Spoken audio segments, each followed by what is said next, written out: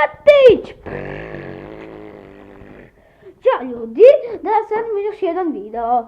I vidite sad kako je malkice mračno, vidite kao da je crno-belo, nije crno-belo, ali ljudi, jeste vidjeli onaj video o Kit Katu i Mini i o Mini ovom Kikiju, obavezno ga vidite, malo je bio, nije bilo malo glupo, nego kad sam uradio od Luka Matić, pa kad je bio kraj videa, onda sam tu trebala da kažem koliko imaju poena.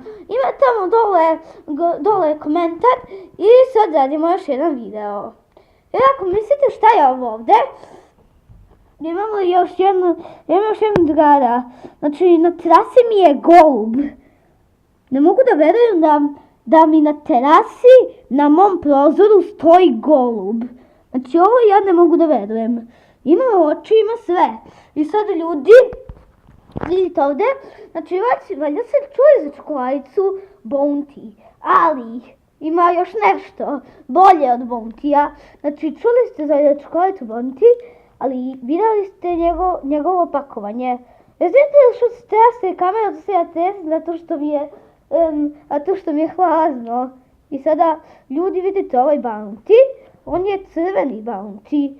I ima tu jedno, nešto piše Dark. I sad mala izmena, neće valjda da bude i ovo opet sa prstom.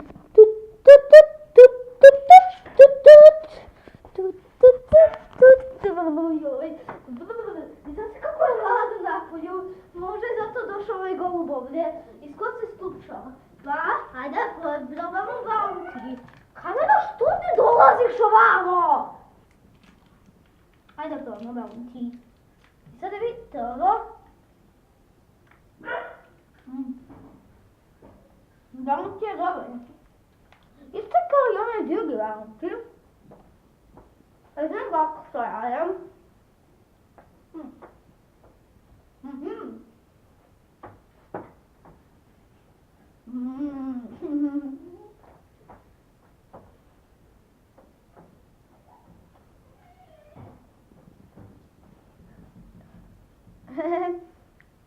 Ne, nego jedem. Sada još jedna mala izmena.